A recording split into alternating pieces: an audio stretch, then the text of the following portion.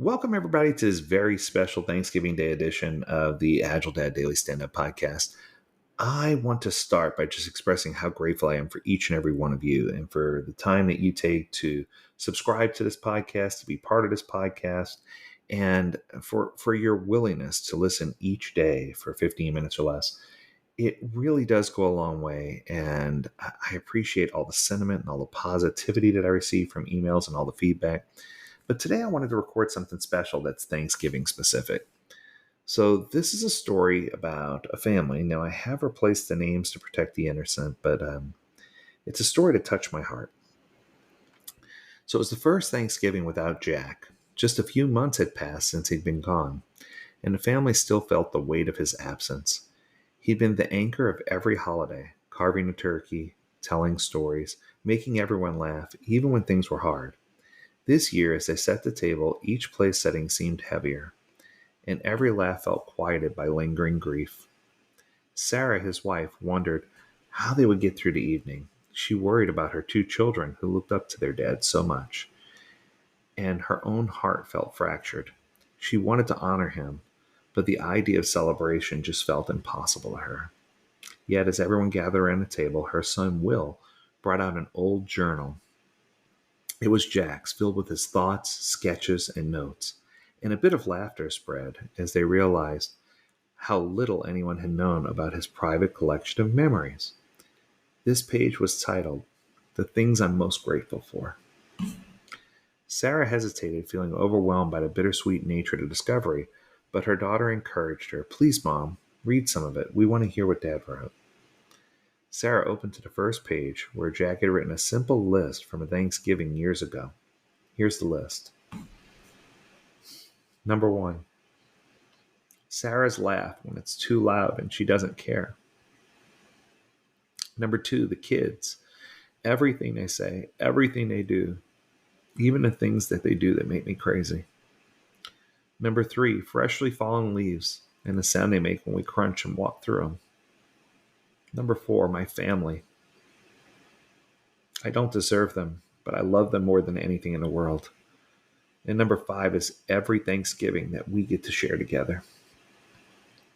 Sarah's voice cracked as she read, but she kept going.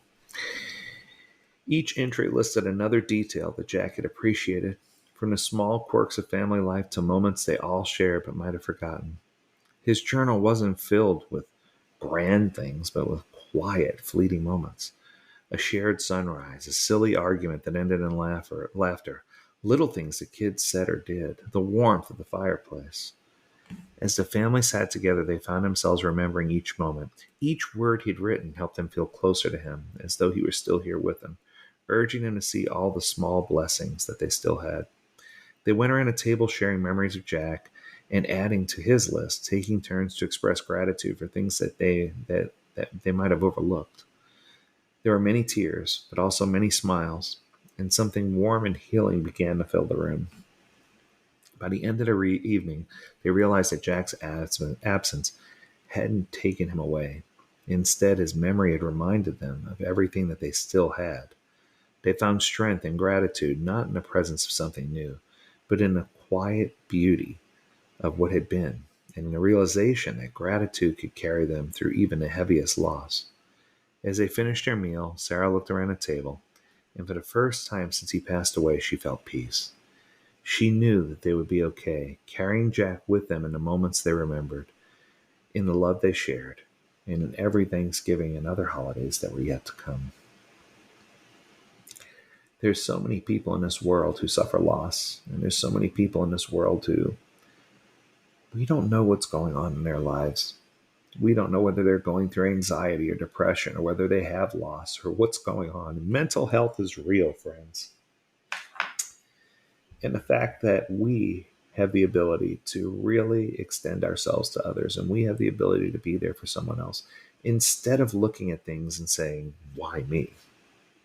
Instead of looking at all the negativity, I would argue that anytime you find yourself in a place of darkness, you need to know that you're loved. Because only on the darkest nights and only in the darkest places in our lives, it's the only time we'll ever get to see the stars. If you've ever been to Idaho or Montana or Wyoming, when it's pitch black outside and you can't see your hand in front of your face, if you look up to the heavens, you will see stars everywhere.